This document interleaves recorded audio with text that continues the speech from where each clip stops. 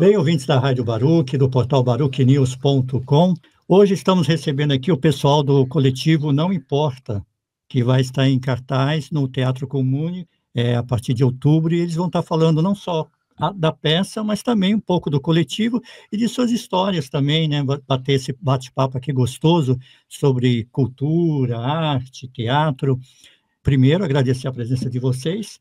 Tá, o Igor está conosco. Igor, gostaria que você se apresentasse, por gentileza. Oi, pessoal, tudo bem? Eu me chamo Igor Rodrigues, eu tenho 26 anos de idade, eu faço parte do coletivo Tamanho Importa. E é isso, eu acho que a gente está com um projeto em desenvolvimento muito legal e que a gente vai estrear agora em outubro e estamos com tudo. Maravilha. O Vitor também está conosco aqui. Vitor, bem-vindo ao Baruch, ao portal baruchnews.com. Fala um pouquinho aí de você, se apresenta, por gentileza. Muito obrigado, primeiro, pela oportunidade. Eu sou o Vitor Diniz, sou ator, tenho 29 anos, trabalho já com o Igor há alguns anos. Estamos agora desenvolvendo esse projeto, que é uma comédia. Eu sou mais ligado no drama, todos os espetáculos que eu fiz, participei nesses anos, envolvido com teatro. Sou envolvido com teatro desde 2012. E agora está sendo um grande desafio, mas um desafio gostoso. Legal. Estamos recebendo também a Juliana, que faz parte também do coletivo. Juliana, bem-vinda ao Baruch. Fala um pouquinho de você, se apresenta. Obrigada. Oi, pessoal. Eu sou a Juliana, eu tenho 29 anos, eu sou atriz também fiz Senac, né? A gente fez o curso do Senac. Não fizemos juntos, o que é extremamente diferente, né? Que nós três fizemos o mesmo curso, mas caminhos diferentes e chegamos no mesmo lugar. Maravilha. Bem, antes da gente falar dessa peça, né? Queria conhecer um pouco da história do coletivo, o Igor. Talvez você possa nos falar como é que surgiu, qual é a linha de trabalho que vocês desenvolvem. Fala um pouquinho aqui para o nosso ouvinte da Baruch. A gente começou, o primeiro nome do coletivo se chamou Coletivo Idearte. Foi um coletivo ali que, recém-formados, ou a gente estava quase se formando já, e a gente precisava de um texto. Eu gostava de escrever, eu falei, tá bom, eu escrevo um texto. Escrevi um texto, reuni o pessoal. O primeiro texto chama Mulheres Impedidas, e é um texto que aborda relacionado à violência de gênero, né, a violência contra a mulher. Mas esse texto é dramático, e a gente falava, mas a gente tem que circular. Eu acho que esse texto agora não vai sair. Eu falei, tá bom, então vou fazer outro texto. Aí eu produzi outro texto também, e foi quando a gente fez o Crianças Programadas, é o nome do projeto, mas é MP, O Mundo Programado é o nome do texto, e também passou por uma série de adaptações. A gente tentou, eu e o Vitor, a gente estava ali na luta, tentando fazer. Tinha no elenco a Victoria Forlepa, que faz SP, ou fazia SP, se não me engano, era palhaça. É uma atriz muito, muito legal, faz bastante tempo que a gente não tem contato, mas ela também fez parte disso tudo. E outras pessoas também que estavam ali se formando com a gente. Então, o coletivo nasceu ali em meados de 2019, e ele teve seus altos e baixos, igual acho que todo teatro tem, né? E hoje pandemia. Nossa Senhora. Pandemia foi complicado, né? A gente acabou o Senac em 2019 e já tentamos montar um projeto, mas aquilo, né? Começando, tipo, como fazer? Tentamos edital, não deu certo. E veio a pandemia para destruir sonhos. De muitos sonhos, inclusive o nosso. Né? E a Ju, ela veio pós-pandemia, como ela disse. Legal. Aí o que aconteceu foi, ele trouxe de volta esse do MP, né, esse texto, e aí a gente ficou em processo, a gente teve vários outros atores também entraram, saíram, aí a gente teve todo esse processo, e aí agora a gente tá com esse novo projeto que a gente vai estrear, que é... Uma mão lava a outra e as duas batem palma. Exato. É um texto de comédia. E aí a gente também decidiu mudar o nome do coletivo, por isso que a gente até decidiu. É verdade, porque, como eu falei, esse coletivo ele passou por vários nomes. E aí a gente falou, mas tem que ficar uma coisa mais pessoal, uma coisa mais nossa. E a gente tem uma diferença de tamanho muito grande. Eu fui atleta de vôlei durante muito tempo. Eu tenho 1,90 m de altura e a Ju tem 1,58 m. Nossa, você foi bem legal agora. Generoso. Eu tenho 1,49 m. Então, a Ju tem 1,49 m e o Vitor tem quanto? De altura eu tenho 1,69 m. Aí, ó, tá vendo? Então a gente tem uma escadinha até chegar, sabe? Então a gente falou... É bonitinho essa escadinha. Fica assim, ó. Então a gente pensou muito nessa questão da nossa altura, né? Aí foi indo. Aí foram os nomes. A Ju falou, e se for coletivo tamanho importa? Aí pegou, coletivo tamanho importa. Legal. Importa e foi. Bem, o Igor falou que foi atleta, né? Jogou vôlei e tudo, depois foi para o teatro. Queria conhecer um pouquinho da Juliana. Juliana, quando é que você começou assim a se interessar por esse mundo artístico? Como é que ingressou? Como é que foi assim? O que que você fazia antes e o que que te levou a seguir esse caminho da cultura, do teatro? Bom, é uma pergunta muito legal de se fazer, porque é bem clichê, mas é uma coisa que realmente acontece, que comigo aconteceu, que foi eu sempre soube que eu queria ser atriz. Eu sempre soube que eu gostava dessa área. Então, desde pequena, muito pequena, né? Porque eu não cresci muito, mas desde sempre, eu sempre gostei muito de ser atriz. Eu olhava muito para TV, né? Então, era uma das referências que eu tinha. E aí, eu também comecei a prestar atenção nas aulas de teatro. Não tinha na minha escola, mas eu tinha pessoas próximas que tinham aulas esporádicas de teatro. E aí, alguém falava assim, nossa, porque a minha filha, ela fez o comercial, não sei o quê. E aí, eu comecei, nossa, isso é muito legal. Você conseguir interpretar uma outra pessoa, você ter 1 milhão de jeitos diferentes de fazer, sabe? E aí eu sempre gostei muito, e minha mãe foi uma das pessoas que sempre também super me incentivou, sabe? E aí ela falava, ai filha, vai lá. E aí também, como eu soube que eu sempre gostei, foi porque todas as festas de família tinha um momento show, né? Um momento showzinho. Show de espetáculo, né? Espetáculo ali da... E a gente sempre fazia, eu sempre fazia, pegava bonequinho, fazia fantoche, aí eu me vestia e desfilava, e assim, minha mãe ficava lá aplaudindo. Eu falei, ai mãe, para! Então eu sempre gostei.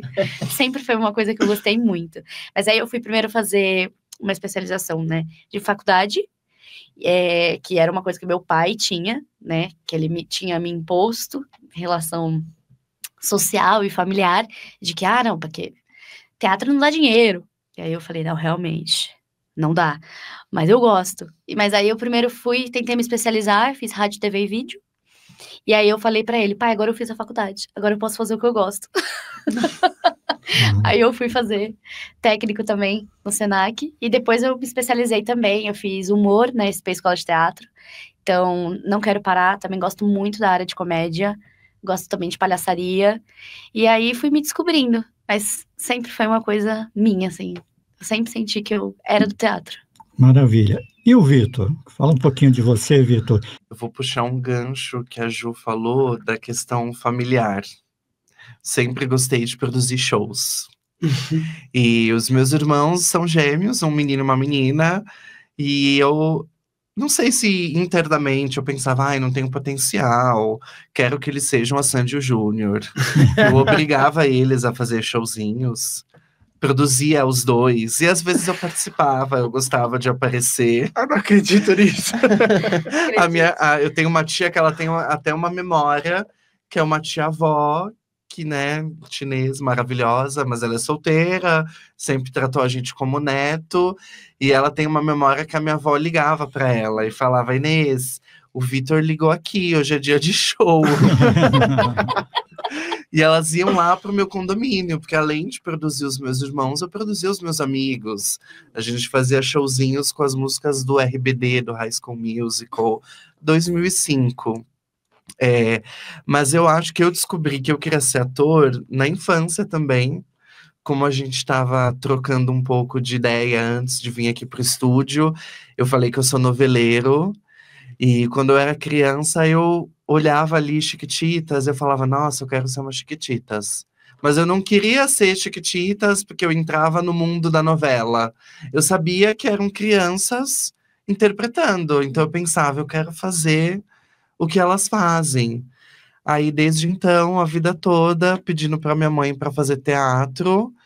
Mas é isso, né? Os pais têm medo, ficam receosos. Sim. Eu entrei no teatro mesmo por conta própria. Quando eu já tinha 15 anos, ali na escola, abri o curso e fui fazer.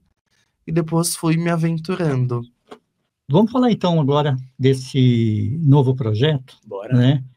uma mão lava a outra e as duas batem palma. Como é que surgiu essa dramaturgia? Como é que é essa construção?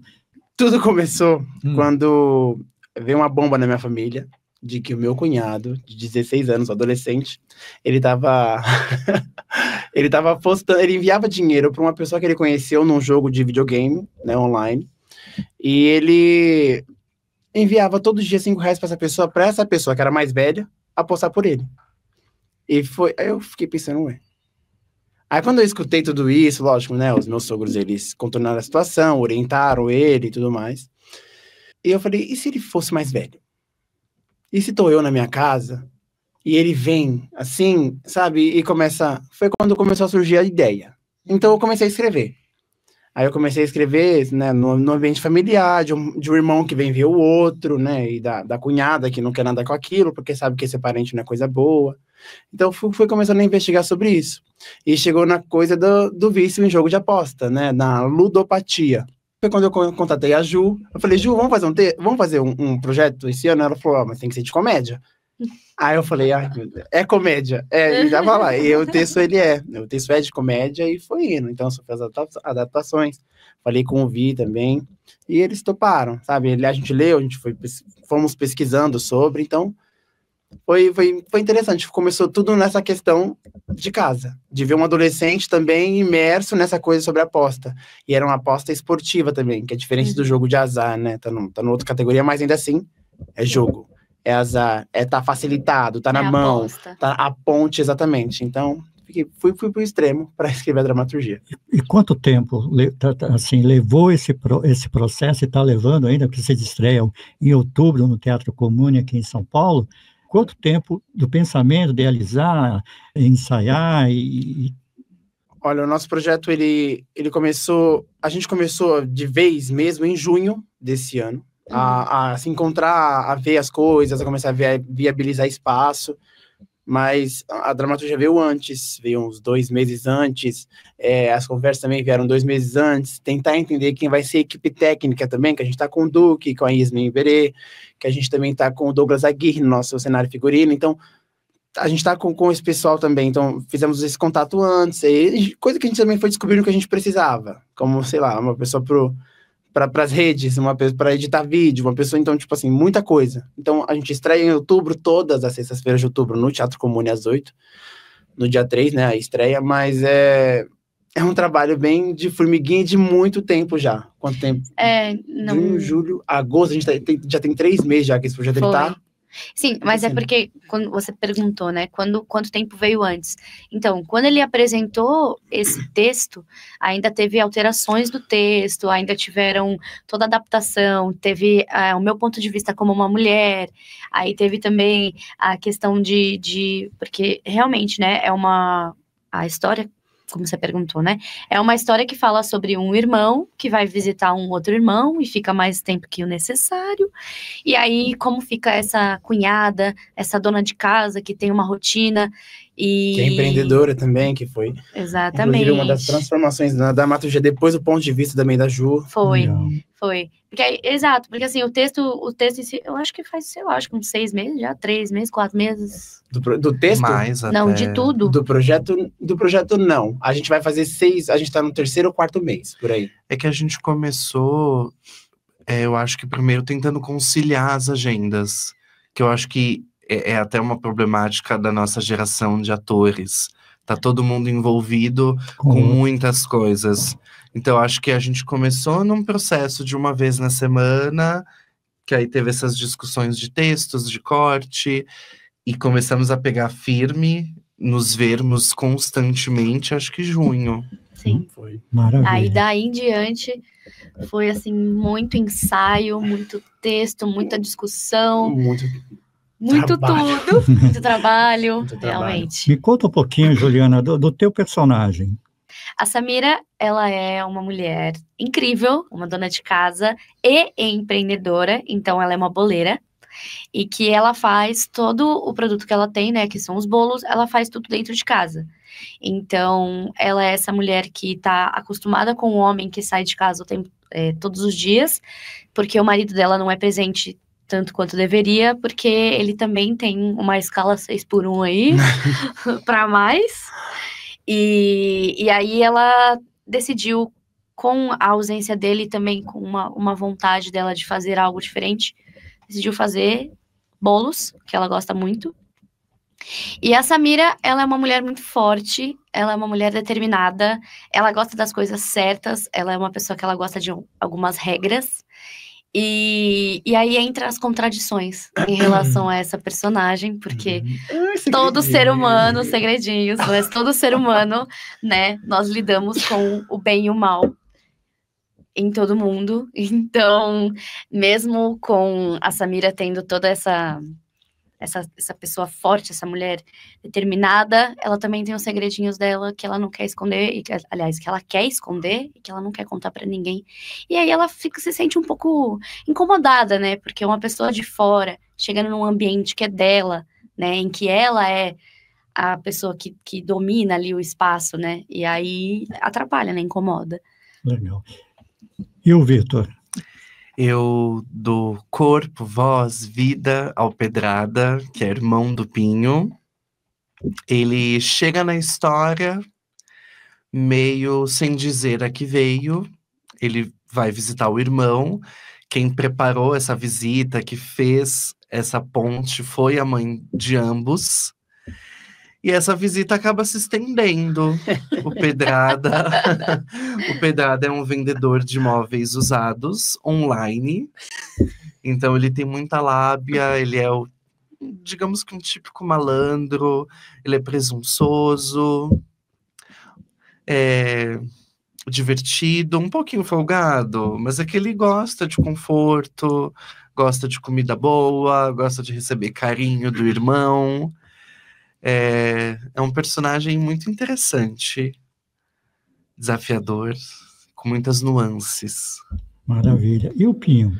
O Pinho, eu vou dizer que ele é um poço de amor. Eu vou dizer que o Pinho, ele é esse poço de amor, mas ele é ausente. Ele realmente trabalha muito. Ele trabalha demais. E o tempo que ele não tem com a família surge na oportunidade da visita do irmão, né, que é o Pedrada. E que, infelizmente, atrapalha a rotina da irmã, da esposa dele, mas que tá ali. Então, ele fica tentando sempre equilibrar muito a relação dos dois, para que o irmão fique e que a esposa também fique bem com a presença do irmão. Só que o Pinho, ele trabalha muito, ele tá ausente de muitas coisas, muita coisa o Pinho não vê acontecer. Mas o Pinho, ele tá cego de amor pelo irmão, porque faz muito tempo que ele não vê. Foi um pedido direto da mãe também, para aceitar e acolher o irmão. Então, ele fica nessa coisa, tô contra a minha esposa, mas e o meu irmão? Aí, se eu ficar contra o meu irmão, eu vou ficar a favor da minha esposa, então ele fica nesse jogo, né? E eu acho que o Pinho, ele sofre uma grande transformação. Recentemente, um dramaturgo foi Yuri Marrocos. Ele foi visitar a gente em um dos nossos ensaios, e ele falou que o Pinho é esse personagem que ele se transforma. E eu achei isso bonito, porque, de fato, o Pinho, ele se transforma, e quem luta por tudo isso é a esposa dele, quem corrobora também com tudo isso é o próprio irmão. Então ele descobre coisas fantásticas e não tão fantásticas assim sobre a vida dele. Legal. A peça, ela traz vários temas, ela aborda vários temas importantes até, porque o teatro, ele tem esse papel de ser um teatro reflexivo, de ser um teatro onde as pessoas não só se divertem, no caso de uma comédia, mas ela leva alguma coisa, quer dizer, é transformador o teatro, a gente sabe disso. Essas questões que vocês trazem para a peça, a questão, por exemplo, do vício do jogo, que é uma coisa que hoje está presente e pouco se fala. O vício em si, ele já destrói tudo, mas o jogo é um dos vícios mais preocupantes, porque ele acaba desencadeando uma questão econômica mesmo, né? E aí traz outras consequências. Para vocês, como é que é essa questão de trazer esses temas, de abordar esses temas, e até que ponto trazer isso de forma de humor, de forma da comédia, é importante? Eu acho muito importante falar aqui do humor, né? E quando eu trouxe para ele também que eu queria fazer uma comédia, é muito importante deixar claro para as pessoas, obviamente, que o humor, ele também é uma forma de teatro e ele também tem o seu poder, né? E o humor, ele traz de uma forma cômica alguns problemas que tem na sociedade. Como comédia dell'arte, exatamente, todo mundo sabe, né, que a comédia dell'arte, ela vem disso, de pessoas que viam o problema que vinha da cidade, e aí faziam, com cada arquétipo, ele fazia as suas personagens. É muito importante o que a gente está falando nessa peça, porque, como você falou, né, a ludopatia, né, que é o vício em jogos de aposta, é importante a gente usar de uma forma cômica, mas também, assim, sem criticar 100%, porque, como eu disse, como a minha personagem mesmo, todo mundo tem um lado bom e um lado ruim. Então, assim, é muito importante nessa peça também a gente deixar claro que esse problema não é falado, e esse problema, ele está em alta agora, mas que pode ser que quando passar esse boom de muitas pessoas falando sobre isso, pode passar, e é uma coisa que realmente é muito importante se falar.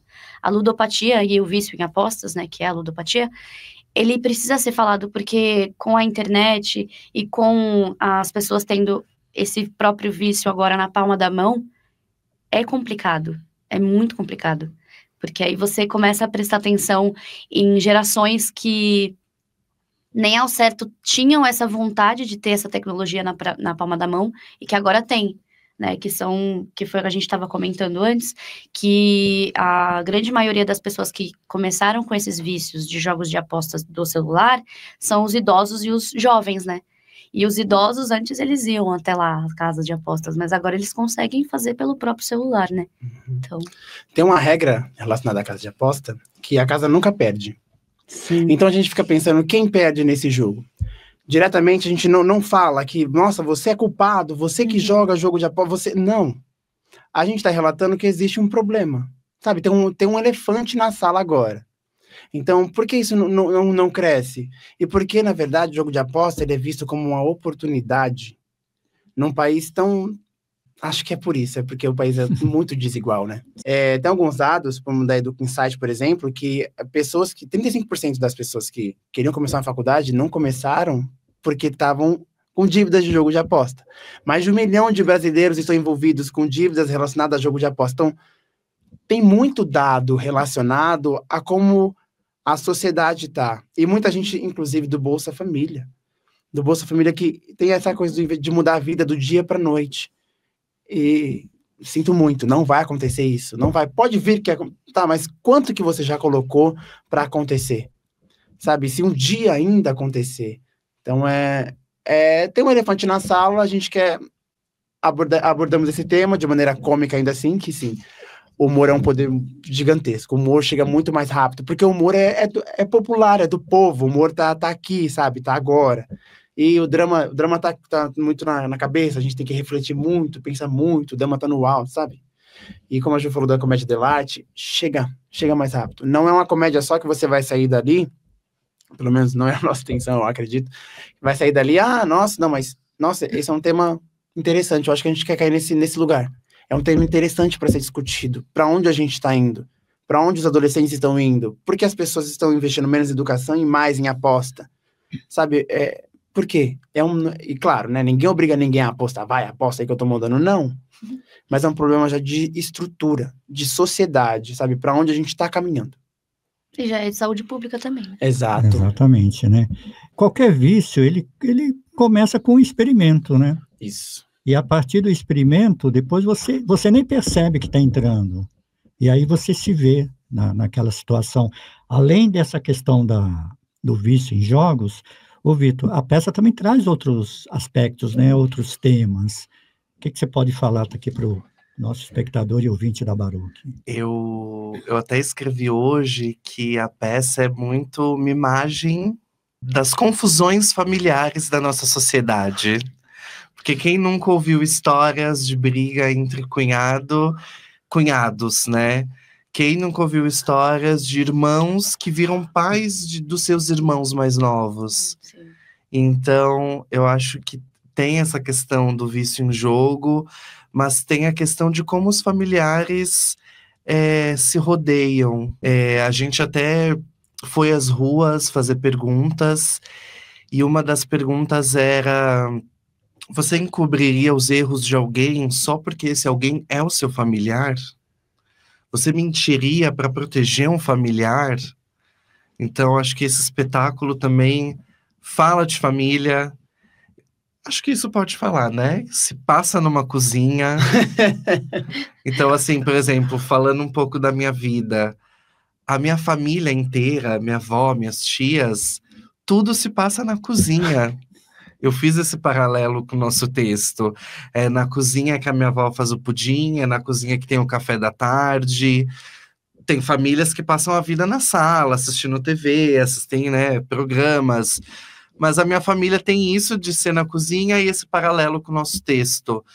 Então eu fiquei muito reflexivo hoje sobre isso, sobre essas situações que as pessoas vão assistir e se identificar. Poxa, eu sou aquela pessoa ali. Ou tipo, meu tio é aquela fulana. Então acho que a peça também traz esse aconchego. É humor, mas tem assunto sério, mas tem aconchego. Acho que... Calma, a cara eu preciso da falar humorista. que o humor é coisa séria. Desculpa, tá? gente. O humor desculpa. é coisa séria. Não, não, tá tudo bem. É porque realmente tem esse mas... paralelo. Sim, sim. De que, não, é só porque é humor. Não, isso, porque é popular, porque o humor é do povo. A comédia de arte percebi. acontecia nas feiras, sabe? Então, o humor é da feira, sabe? É do aqui e agora, é da coisa sem roteiro, então é do improviso. Vamos passar já o serviço para o nosso ouvinte. Vocês ficam no Teatro Comum em outubro, dias, horários, ingressos. A gente vai ficar todas as sextas-feiras de outubro, ou seja, dia 3, dia 10, dia 17, que inclusive é o meu aniversário, dia 24 e dia 31, às 8 horas, no Teatro Comune, que fica ali do lado da Estação Higienópolis Mackenzie. Maravilha. Ingressos? Os ingressos, eles estão disponíveis no site do Eventbrite também. Também estão disponíveis no nosso Instagram também, né? @coletivo da Mãe Importa. E lá na bio vocês conseguem acessar diretamente os ingressos. Acho que é isso. Os ingressos são 40 a meia, 80 a inteira. E tem uma promoção para quem for acompanhado, né? Que cada ingresso sai R$60 ali por dupla, por grupo, que for junto. Maravilha. O ingresso Samira e Pinho. Isso, o ingresso. Todos os ingressos têm os nomes dos personagens, né? Então. Maravilha. Uma coisa que eu sempre gosto de trazer aqui na Baruch, porque a gente sabe que o teatro não se faz sozinho. Um baita de uma equipe, como você falou, né, Igor? Então, vocês estão em cena, mas eu queria que vocês falassem sobre os elementos cênicos que compõem um pouco o espetáculo, sobre o figurino, o cenário, a trilha sonora, enfim. Fala um pouquinho dessa equipe aí que vocês estão formando para o espetáculo. A Yasmin Eberê, ela cuida da nossa iluminação, e ela foi pensando na iluminação como uma coisa... Porque a gente pauta a montagem a partir do mistério, das coisas que vão sendo descobertas. Então ela quis brincar também com a iluminação de... E se a casa fosse sendo iluminada aos poucos também? E se a casa fosse ganhando também vida e forma também aos poucos? Então, vai brincando com isso, com essa coisa da iluminação. O som pra gente está sendo um desafio, porque a gente fica pensando... Existem músicas muito marcadas. Por exemplo, tem a música, né, de MC, que fala sobre aposta, e a gente quer começar a brincar mais com coisas mais próprias, né? Tanto é que eu comecei também a escrever música pra gente gravar, comecei a escrever coisa pra gente começar a difundir e colocar o público dentro do nosso jogo, sabe? E ver se as pessoas compram também essa pegada. Então a música tá sendo uma coisa mais investigativa para ver como é que a gente lida com isso, como é que tá a nossa identidade também. Cenário e figurino, a música está sendo produzida também pelo Duque, né? Que é o nome do nosso sonoplasta. E o Douglas Aguirre. Douglas Aguirre era nosso cenógrafo e figurinista. E quando eu falei com ele sobre o figurino, eu quis brincar num sistema de cartas, sabe? Num sistema, ter esses elementos no figurino também, porque eu parti da premissa de quem é a gente, quem somos nós nesse jogo de cartas, sabe? Quem somos nós? Qual carta é você aqui agora, sabe? E a gente também veio dessa jogada no figurino por conta de uma conversa que nós tivemos relacionado ao quanto quando uma pessoa aposta, ela também mexe com aquela questão da fé. Então, às vezes vir com tem o pé de coelho, ou girar 3 vezes para um lado antes de fazer uma aposta. Então, a gente quis brincar com isso com o figurino, e aí a gente trouxe também essas questões dos naipes, né? Não pode mostrar, não pode falar muito, mas é porque o figurino ele fala bastante também sobre o que é cada personagem, né? Uhum. E aí o Pedrada, ele também carrega muito isso da sorte, né? Então, o que remete à sorte, que muitas vezes é o trevo de 4 folhas, né? E aí a gente pensou em cada elemento, assim, trazido na roupa, para deixar claro esses símbolos, né? Exato. Exatamente, ter esses símbolos marcados nessa nossa impressão. Relacionado ao cenário, e também temos elementos gigantescos no cenário, gigantescos assim que não são tão convencionais, né? São objetos assim, como de confeitaria, por exemplo, um fouet de 30 centímetros, que seja. Então a gente foi brincando com essas coisas também. E tudo acontece numa cozinha-sala. Tem um sofá daqui para frente, daqui para trás é uma cozinha. Então a gente vai brincando com esse espaço também que é feito para 2 pessoas e que chega uma terceira para deixar mais apertado ainda, e que as coisas começam a surgir muito nesse espaço que fica vago. Maravilha. Eu acho importante ressaltar, o figurino é muito importante e ele muda totalmente a nossa movimentação. O meu personagem usa uma touca, acho que talvez a Ju tenha isso também, porque ela usa uma peruca, e eu sinto que muda total, assim, fazer com ou sem a touca.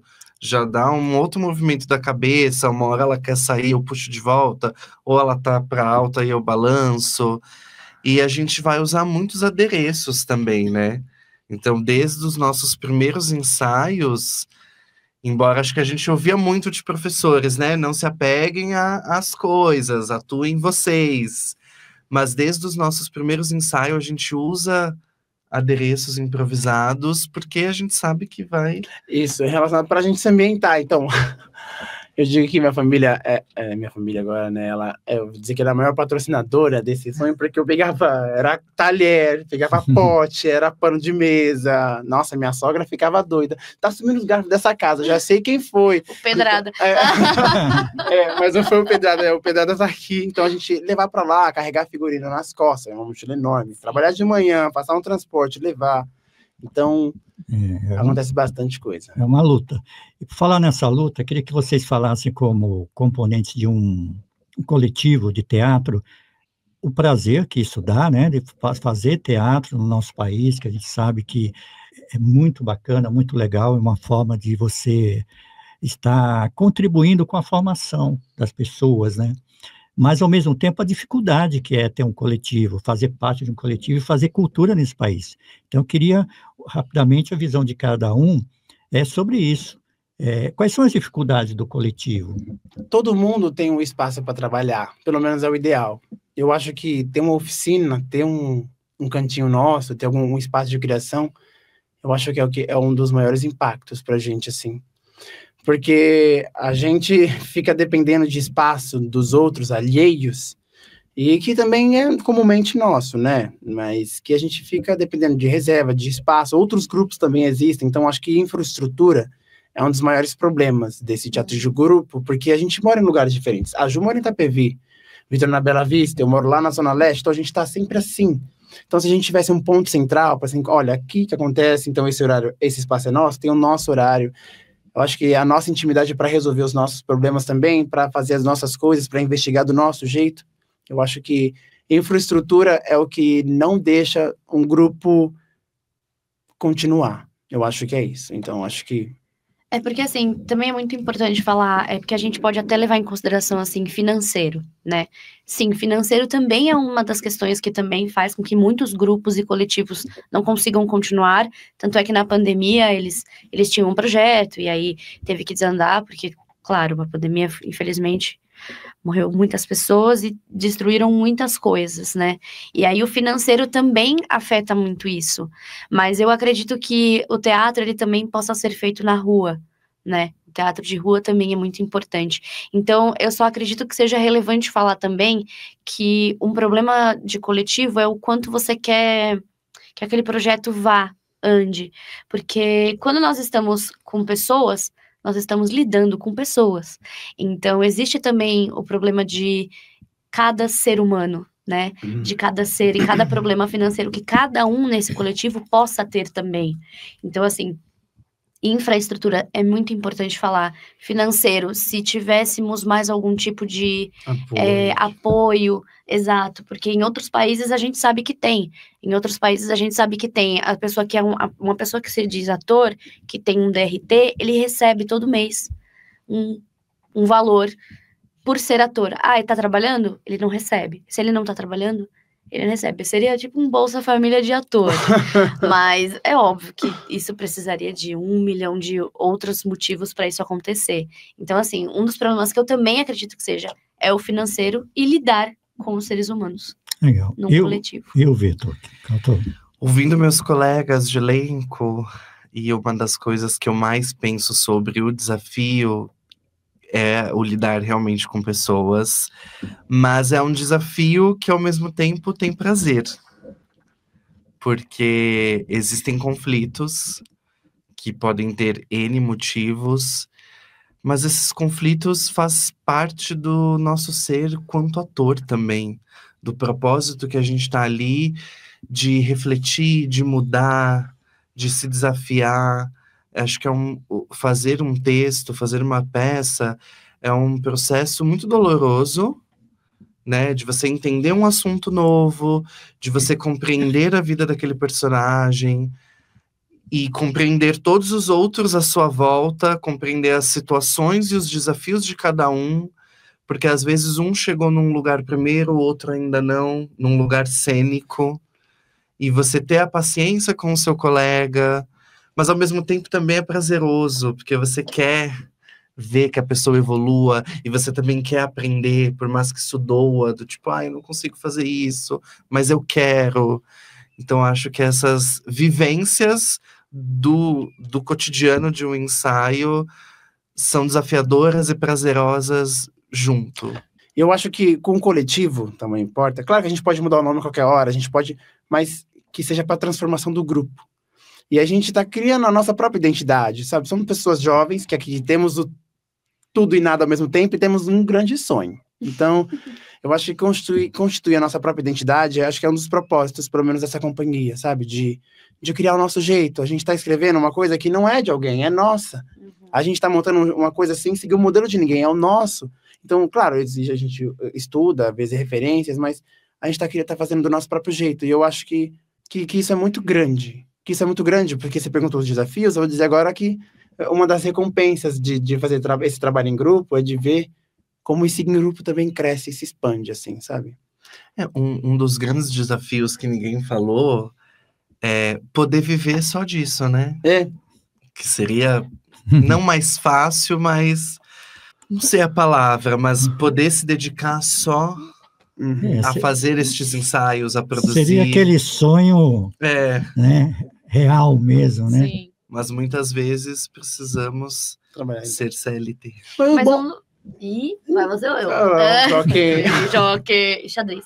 Vai. Eu também acho muito legal falar dos prazeres de se ter isso, que é quando a gente tem uma cena que a gente tá ali batalhando para fazer com que ela fique no time certo, que fique numa coisa correta, que a gente consiga acertar onde entra e sai. Quando a gente consegue ver que a cena ficou legal, a gente olha para quem tá com a gente ali, a gente fala, é isso. Saiu. Isso é teatro, nasceu. Isso é teatro. E que a gente é lindo, porque às vezes a gente acompanha o crescimento, como o Vitor falou, a gente acompanha o crescimento da outra pessoa fazendo a cena. E foi muito legal que, como coletivo, a gente também foi criando os nossos jeitos de chegar numa cena. Então, a gente tinha muito esse jogo de o Igor ir fazer a personagem do Vitor, aí o Vitor fazia a minha personagem, porque nós três juntos, nós conseguimos ter mais possibilidades. E o teatro também, ele causa isso, né? Ele causa essa gentileza entre as pessoas que estão nesse coletivo e as pessoas que vão assistir, claramente. Eu espero que as pessoas gostem muito do espetáculo, porque a gente tá gostando muito de fazer. Uma mão lava a outra e as duas batem palma, é família. É gente, é essa coisa do ambiente familiar, eu acho que a gente viveu muito isso. Inclusive, eu agradeci ele já, de permitir viver isso com ele, sabe? Porque acho que a maior coisa da subversão é a gente mostrar essa intimidade Eu acho que esse prazer deles mostrarem essa intimidade deles, e eu também me dispor a mostrar a minha, é o que faz a gente também criar a identidade das coisas. É a gente ter paciência de se conhecer e de prosseguir como a gente pode. Uma mão lava a outra e as duas metem palma, é família. Não tem jeito. Bem, vamos agora falar de um assunto. Vocês são a companhia, um coletivo jovem, né, e de certo modo estão começando, digamos assim, é sobre a questão das leis de incentivo no nosso país, que eu acho importante. O que vocês acham das leis de incentivo, tá? A questão da valorização dos artistas, que infelizmente no nosso país o artista, as pessoas têm uma ideia errada do que é ser artista, não existe essa valorização, mas qual é a dificuldade de se participar de um processo, de uma lei de incentivo? Tá. Temos a Lei Rouanet, que muitos desconhecem como funciona a Lei Rouanet, mas a Lei Rouanet, ela veio para facilitar esse jogo, né, de como os artistas podem articular os projetos deles e como as empresas também podem aparecer. A minha crítica em relação às leis de incentivos que sejam para a gente captar esse dinheiro, né, ter a validação para onde a gente viu a Lei Rouanet do Ministério, bonitinho, olha, posso ir atrás do patrocínio agora? Pode. É que fica tudo na mão do empresariado. Então, fica muito na mão deles, de como eles vão aparecer. Então, por exemplo, é mais fácil pessoas famosas fazerem projetos e conseguirem patrocínio das empresas, né? Porque tem nome, porque circulam. Então, para mim, a lei ela é um marco importante e ela funciona muito. Mas a lei também, ela limita muito como isso chega, porque fica muito na mão do empresário como fazer. Então, se o seu projeto fala sobre isso, desculpa, eu não vou patrocinar. Então, dependendo até do que o projeto fala, a gente é censurado, é barrado. Mas eu gosto das leis de incentivo, porque as leis de incentivo, elas facilitam, elas possibilitam, mas é uma concorrência enorme, por exemplo, como o PROAC, por exemplo, de que 1 em 1 milhão, sei lá, eu não sei quantas pessoas se inscrevem os projetos e fica naquela coisa de saber vai ganhar, não vai ganhar, parece... Claro, tem a seleção, tem a banca que faz, mas é bem complicado. É bem complicado mesmo. Por isso é mais fácil ir por recursos próprios, sabe? Por mais que seja mais... Eu não sei se eu vou falar besteira ou não, mas eu acho que as leis são muito boas, mas não abrangem todos. Seria um sonho se pudesse abranger todos, mas eu acho que podia diversificar. Eu conheço um grupo de teatro, ou conhecia, não sei se é um grupo de mulheres, não sei se elas ainda estão ativas. Elas ganharam uns 4 anos consecutivos o Vai. Então eu fico pensando que podia ter essa diversidade, sabe? Para outros grupos conseguirem alcançar. Tipo, a gente se inscreveu 2 vezes já, não conseguiu fazer me fugiu da cabeça agora, o orçamento é um grande desafio. É quando a gente vê que o teatro não é só ali o que acontece no palco. Tem todo um leque de profissionais e de gastos por trás. E o ator precisa, além de atuar, também produzir, saber como essa máquina toda funciona para conseguir escrever um bom projeto. Eu acho muito importante todas essas leis que tem relacionadas aos artistas. Eu acho muito preocupante quando existe, claro, todo mundo aqui entende na sua proporção, que existem esses desvios em que às vezes alguns eventos, por exemplo, religiosos pegam esses valores que seriam artísticos e eles colocam como um evento que fosse artístico, mas de certa forma... fé. Exato, tem um outro viés. Então, assim, eu acredito que mais do que ter também mais leis e mais editais e mais coisas, eu acredito que precisa ter também um certo filtro, uma certa... acho que filtro é a palavra. Eu acho que realmente ter, além dessas grandes que o Igor citou, as que não tem, as que pagam menos, entre aspas, as que têm um valor menor em cada cidade, por exemplo, de São Paulo, ter esse discernimento de realmente olhar o projeto, ver se esse projeto realmente vale a pena, fazer essas questões dos pontos, né, das pontuações. Eu acho complicado porque também não tenho tanta ciência, porque a gente precisaria também pesquisar mais sobre isso, mas eu acredito que para o que tem agora não sustenta toda a classe artística. A maior das questões é que não falta dinheiro para arte. Não falta dinheiro para arte e cultura. A questão é a Secretaria de Cultura, ver como é que ela articula isso. São os critérios, né? Exatamente. Exatamente. O secretário de Cultura não se articula para fazer as coisas acontecerem. Então, ver agora que veio liberar o PROAC, o que está acontecendo agora com o teatro de container, inclusive, também, é uma forma de desmonte, de descaracterizar.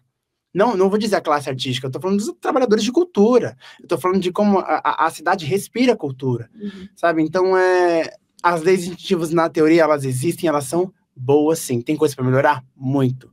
Muita coisa para melhorar. Mas não chega.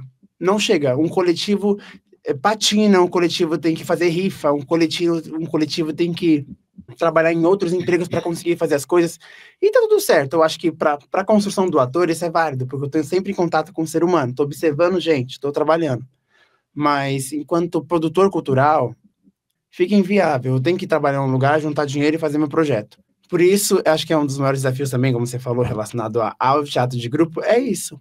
Sim. Porque vê que não tem esse dinheiro e morre. Então tem que ver como para essa temporada no Comune, vocês não têm lei de incentivo, não tem nada, na bilheteria. Na bilheteria, força da bilheteria e não... Bilheteria e recurso próprio. Tem recurso próprio, minha família ajudando bastante também, né, ajudando muito, muito, seja com talher, com pano, seja com a gente vai divulgar, espaço. Sabe, com o espaço, a gente saiu na garagem lá de casa também, então, sabe, é isso, sabe? Então, legal. Então, reforço o convite para os ouvintes aqui da Baruch, o espectador da baruchnews.com, do YouTube da Baruch, passa de novo o serviço, dias, horários, ingressos. Todas as sextas-feiras de outubro, às 8 horas, lá no Teatro Comune, nos dias 3, 10, 17, que, de novo, é o meu aniversário, dia 24, dia 31. Às 8 horas, né, os ingressos também são vendidos na bilheteria 1 hora antes do espetáculo também começar, mas também tem no site Eventbrite, lá vocês podem acessar, clica no link da bio do @coletivo Tamanho Importa, você também consegue acessar. Maravilha. E podemos dizer, uma parceria com o Teatro Comune, do Augusto Marim, que é um bom teatro, um belo teatro, um bom espaço, né, para a nossa cultura.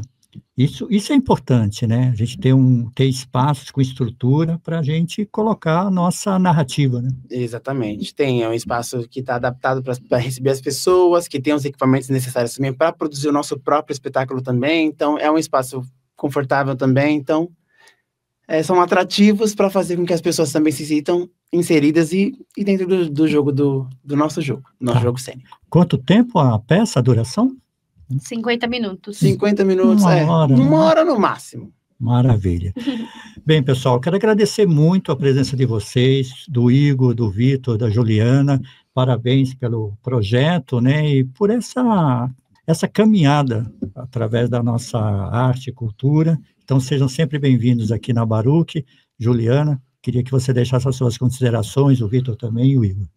Queria agradecer também o convite, né? Queria agradecer, Baruch, por ter chamado a gente para vir aqui falar sobre o projeto.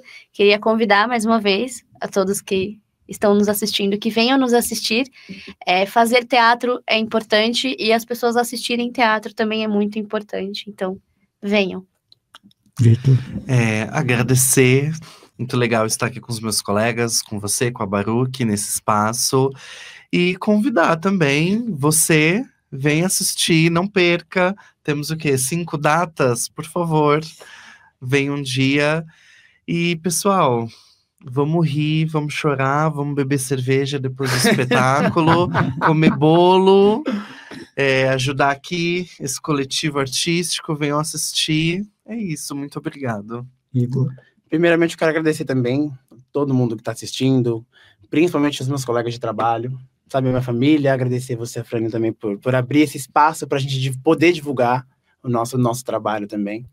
E convidar todo mundo. Convidar para comer bolo, para tomar uma cerveja, convidar para viver tudo isso, convidar para rir muito, convidar para pensar muito, para viver, para compartilhar. E teatro, assim, como a Ju falou, é importante, é a nossa formação enquanto sociedade, sabe?